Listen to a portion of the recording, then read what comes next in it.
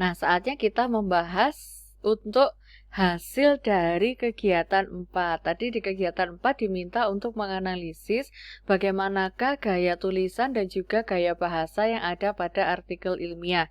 Artikel ilmiahnya Ibu ambilkan dari artikel Ibu yang sudah dipublikasikan di jurnal yang topiknya juga tentang BIPA atau Bahasa Indonesia Penutur Asing. Sama-sama membahas BIPA tentunya secara kasat mata antara artikel ilmiah ini dengan artikel konseptual yang tadi sangat berbeda, bukan ya? Tampilannya berbeda, bahasa yang digunakan pun juga berbeda. Maka dari itu, mari kita kupas secara detail apa sih yang membuat gaya tampilan dan gaya bahasa artikel ilmiah ini berbeda dengan artikel populer. Baik, Ibu akan mengajak kalian ke konsep dari artikel ilmiah serta jenisnya dulu ya.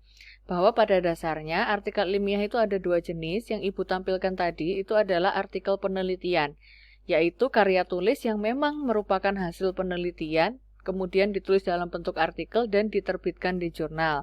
Sementara ada satu lagi artikel namanya artikel konseptual, dia tidak ditulis berdasarkan hasil penelitian, tetapi dibuat berdasarkan hasil telaah terhadap teori, konsep, dan prinsip, ya. Kemudian hasil telaahnya tersebut digunakan untuk mengembangkan suatu model, mendeskripsikan fakta, menilai suatu produk. Jadi begini, seseorang saat menulis artikel konseptual itu yang dilakukan adalah yang pertama dia mengambil topiknya dulu apa, misalnya tentang pembelajaran jarak jauh. Nah, kemudian dia mengumpulkan berbagai macam literatur ya, teori utama ya tentang pembelajaran jarak jauh, kemudian juga boleh mengumpulkan penelitian tentang pembelajaran jarak jauh, kemudian dia telaah. Dia sambil menelaah, dia sambil mengevaluasi bagaimana seharusnya pembelajaran jarak jauh yang efektif itu. Nah, kemudian sudut pandang dia atau respon dia terhadap pembelajaran jarak jauh dari hasil mengkaji berbagai referensi dan juga penelitian tadi dia tuliskan, jadilah itu artikel konseptual. Gitu ya. Sama-sama artikel konseptual sama dengan artikel penelitian bisa dipublikasikan ke jurnal karena sifatnya bukan merangkum ya. Bukan merangkum berbagai sumber referensi, melainkan menelaah dan mengevaluasi berbagai sumber referensi, kemudian si penulis itu sendiri harus punya posisi, harus punya respon terhadap pembelajaran daring. Namun responnya memang diperoleh dari hasil menelaah dan mengevaluasi ya. Sekali lagi bukan merangkum berbagai sumber referensi yang telah dikumpulkan. Nah, ditinjau dari segi gaya tulisannya, maka artikel ilmiah itu kok sepertinya kaku gitu ya. Memang iya. Jadi sejak mulai judul itu diatur sekali bahwa judulnya harus menggambarkan isi artikel, menimbulkan rasa ingin tahu pembaca, menggambarkan secara jelas variabel bebas dan terikat, kemudian juga jumlah kata hanya dibatasi 15. Lalu tidak perlu menyertakan tempat, waktu, dan jenis penelitian. Ini karena satu terkait dengan etika, yang kedua itu tadi keterbatasan jumlah kata. Kemudian di bawahnya judul, tadi kalau kalian baca dari artikel saya, ada identitas penulis ya. Di sana ada nama lengkap tanpa disertai gelar, surat elektronik atau email, dan asal institusi penulis. Selanjutnya di bawahnya identitas penulis ada abstrak. Abstrak itu kenapa pendek? Ya, karena abstrak hanya dibatasi sekitar 100 sampai 250 kata. Ya. Wah, karena terbatas, maka isi abstrak itu dibatasi hanya pada latar belakang singkat, mengapa penelitian itu dilakukan, tujuan penelitiannya untuk apa, kemudian metode penelitiannya yang digunakan, dan hasil penelitiannya seperti apa. Kemudian kata kunci. Nah, kalau kata kunci itu berisi masalah utama dalam penelitian ya. Mari kita lihat yang punya saya ini. Kata kuncinya adalah Ya. Kata kuncinya adalah pengembangan buku teks BIPA tingkat pemula kearifan lokal. Nah, jadi kalau saya kembalikan lagi ke teorinya tadi ya, kata kunci itu hanya dibatasi 3-5 kata dan 3-5 kata atau frase ya. Boleh kata, boleh kelompok kata atau frase. Namun hanya dibatasi 3-5 itu diambil benar-benar yang berhubungan langsung dengan masalah utama penelitian. Dan dia itu biasanya sering muncul dalam penelitian. Karena apa? Dia yang menjadi fokus perhatian. Aktornya itu dia gitu. Itu kata kunci. Kemudian pendahuluan. pendahuluan juga karena untuk artikel itu sangat dibatasi ya. Sangat dibatasi. Kalau tadi kalian melihat dari milik saya, ini tuh hanya segini, hanya 1 halaman ini mungkin. Ini kan 2 halaman, tapi yang halaman 1 kan tidak penuh ya. Jadi hanya sedikit seperti ini. Loh, kenapa kok seperti itu? Ya, karena saya kembali lagi ke teorinya. Karena pendahuluan itu dibatasi hanya langsung to the point pada alasan mengapa peneliti meneliti topik tersebut. Biasanya disebutkan 2-3 alasan signifikan. Kemudian teori utama yang digunakan itu apa. Kemudian penelitian terdahulu yang relevan itu apa. Untuk menciptakan gap. Gap yang dimaksud adalah hasil penelitian terdahulu itu seperti apa. Kemudian hasil penelitian kita itu seperti apa. Kita sandingkan. Jadilah gap. Bisa jadi hasil penelitian terdahulu ya itu lebih bisa jadi lebih sempit ruang lingkupnya dengan hasil dari penelitian kita atau sebaliknya, itu gap. Kemudian ditutup dengan tujuan penelitian, itu pendahuluan. Kemudian ada metode itu berisi pendekatan dan jenis penelitian, sumber data, jenis data, instrumen penelitian, teknik pengumpulan data, dan juga teknik analisis data. Nah, selanjutnya hasil. Kalau hasil itu mendeskripsikan secara murni hasil atau temuan penelitian yang menjawab rumusan masalah tanpa ditafsirkan. Jadi menyajikan data apa adanya.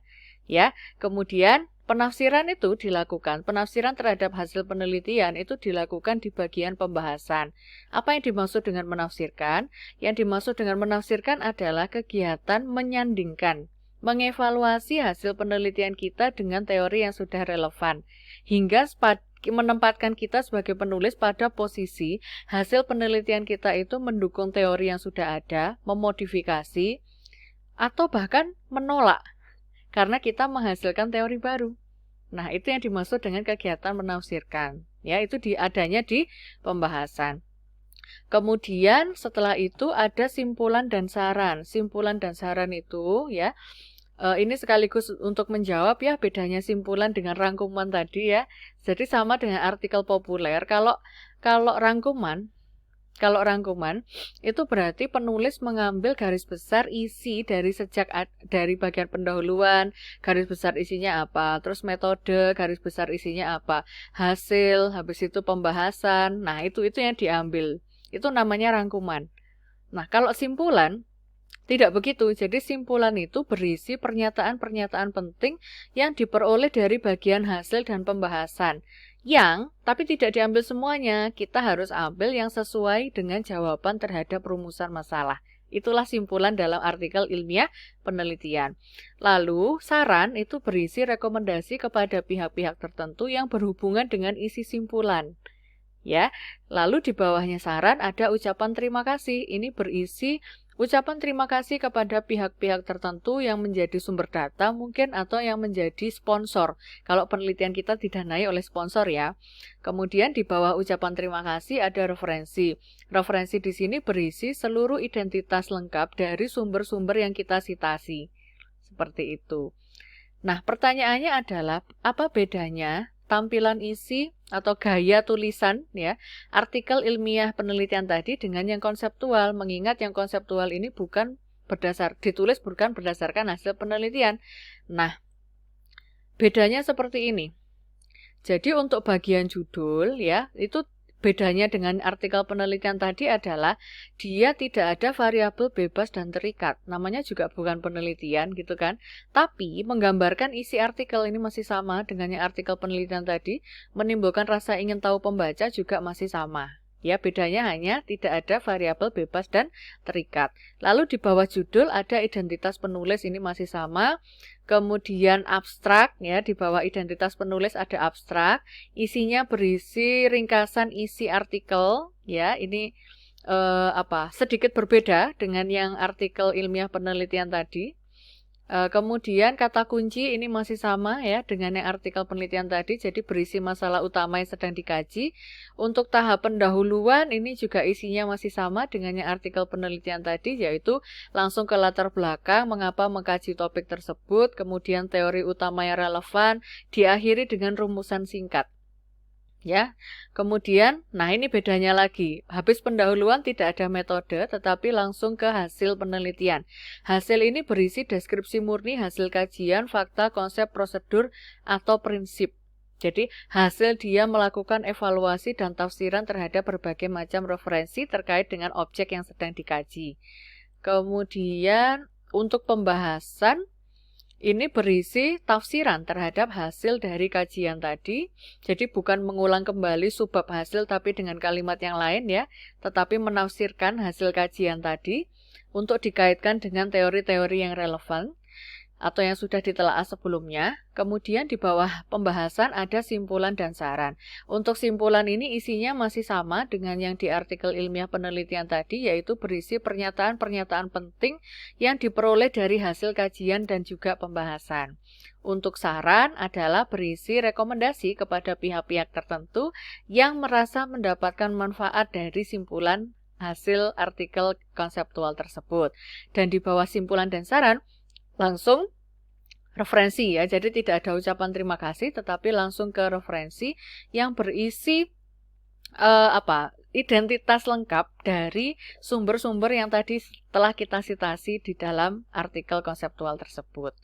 Jadi seperti itu lebih kurang untuk simpulan dari gaya tampilan untuk artikel ilmiah penelitian, serta tadi ada penguatan ya dari saya tambahan, selain artikel ilmiah penelitian ada juga yang namanya artikel ilmiah konseptual.